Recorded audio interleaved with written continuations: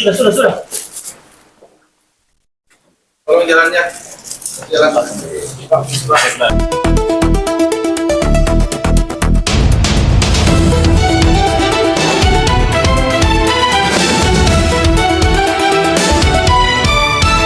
Sekalian, ya, pada malam hari ini kita akan menyampaikan beberapa hal terkait dengan hasil penyidikan yang telah dilakukan oleh tim penyidik.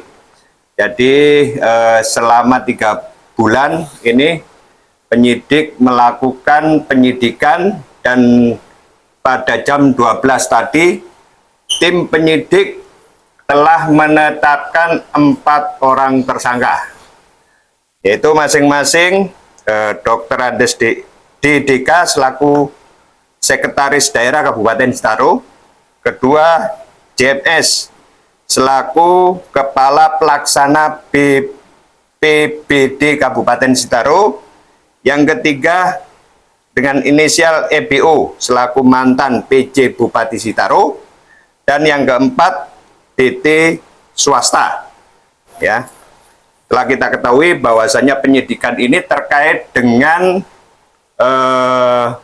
bantuan untuk erupsi Gunung Ruang yang terjadi pada tanggal 17 April 2024. Kemudian BNPB mengucurkan biaya atau dana bencana sebesar 35.715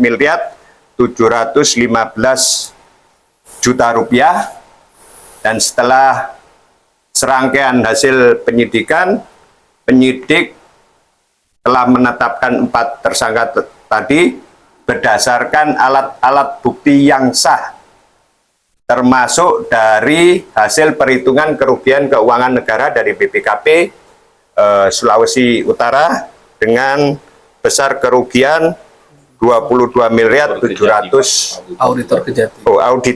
auditor Kejaksaan Tinggi, besar kerugian 22.775 juta rupiah. Ya, jadi terkait dengan rangkaian peristiwa tersebut pada sekitar bulan Oktober 2024 yang setelah saya sampaikan tadi,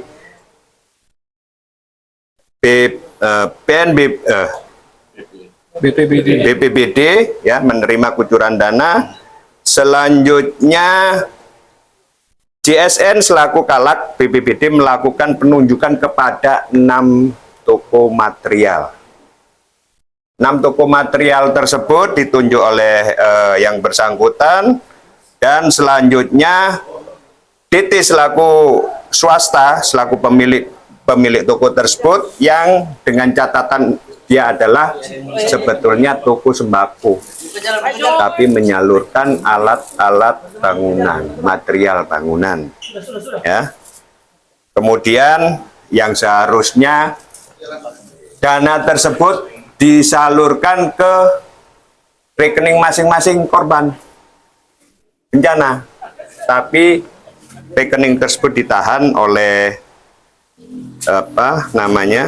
pelaksana Kalak tersebut.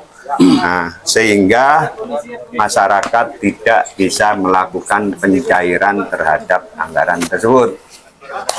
Ya, secara lengkapnya nanti Pak Kasibitsus yang akan menjelaskan peran daripada masing-masing tersangka tersebut. Silakan, Pak. Terima kasih Pak Sintel. Jadi teman-teman media massa, terima kasih atas kehadirannya. Jadi kita tadi sudah dikatakan Pak Sintel sudah menetapkan 4 orang tersangka yang datang pada saat panggilan ini. 3 orang tersangka, yang 1 orang lagi dalam kapasitasnya sebagai Kalak BPBD ternyata sakit, ada surat dokternya. Nanti kita panggil secara patut lagi, ya.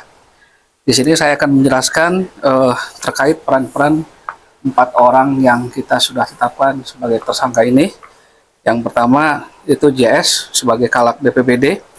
Ini selaku PPK dalam penyaluran dana siap pakai stimulan Kabupaten Sitaro 2024. Materialnya ini banyak, cuma kita salah satu diantaranya aja ya.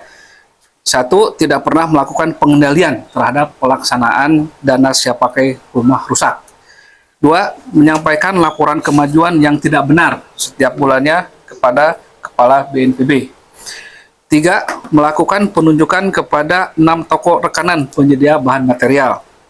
Kemudian mengarahkan masyarakat penerima bantuan untuk mengambil barang material berupa sengseng yang sudah ditentukan di toko-toko yang sudah ditunjuk.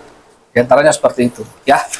Kemudian banyak sebenarnya, tapi kita di antaranya seperti itu. Kemudian ada juga DTL, pemilik toko Helga Mart. Materialnya, perannya turut serta mengorganisir pengadaan barang dan jasa berupa seng Spartan. Dua, menguntungkan diri sendiri dari dana siap pakai stimulan perbaikan kembali rumah rusak. Tiga, menunda-nunda penyaluran bantuan bahan material. Kemudian dia memiliki toko yang bukan toko bahan material, tapi toko sembako, ya. Kemudian ada juga DK, ini Sekda Kabupaten Saro. Perannya tidak membuat pertanggungjawaban kepada kepala daerah dalam rangka penyaluran bantuan DSP dana siap pakai. Mengetahui dan membiarkan terjadinya penundaan proses penyaluran DSP BPBD. Mengetahui dan membiarkan terjadinya pengorganisiran oleh Kalak BPBD.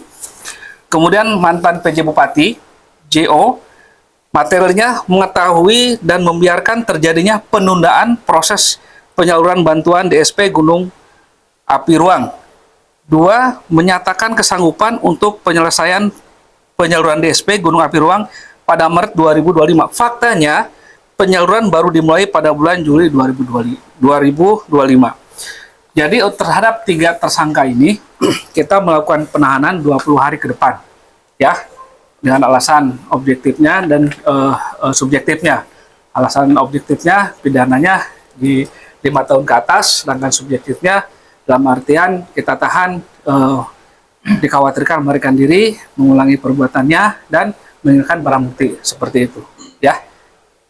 Oke, Saya kira itu aja. Ada pertanyaan? Alasan PJ Bupati ini menahan uang tersebut? Kenapa? Apa alasan PJ Bupati menahan uang tersebut yang seharusnya harus disalurkan langsung? Ya, ini kan masuk substansi materi ya. Nanti kita terangkan di perkembangan selanjutnya, ya kan? Yang pasti peran-perannya seperti tadi yang saya sebutkan tadi, ya. Mohon maaf apabila teman-teman mengerti sebentar karena ini masih dalam proses penyidikan, ada hal-hal yang belum bisa kita ungkapkan. Namun demikian peran-perannya yang tadi saya bahas seperti itu tadi. Pak, yang Ya. tadi disebutkan ada 6 pihak ketiga ya, swasta dalam hal ini. Iya. Sementara 1 yang sudah ditetapkan karena dia dianggap bukan menjual bahan bangunan, tapi ternyata sembako. Sementara yang 5 itu, apakah mereka memang semuanya toko bahan bangunan? Di antara 6 itu sebenarnya yang menjadi bahan material itu 2 ya. Kalau nggak salah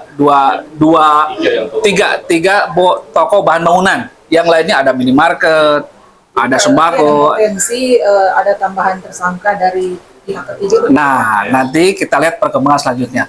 Ini kan kita lakukan penahanan dalam artian kenapa lakukan penahanan? Supaya kita ada percepatan dalam penuntutannya. Nanti kita lihat perkembangan selanjutnya dari keterangan-keterangan para tersangka ini. Pasti akan terbuka semua.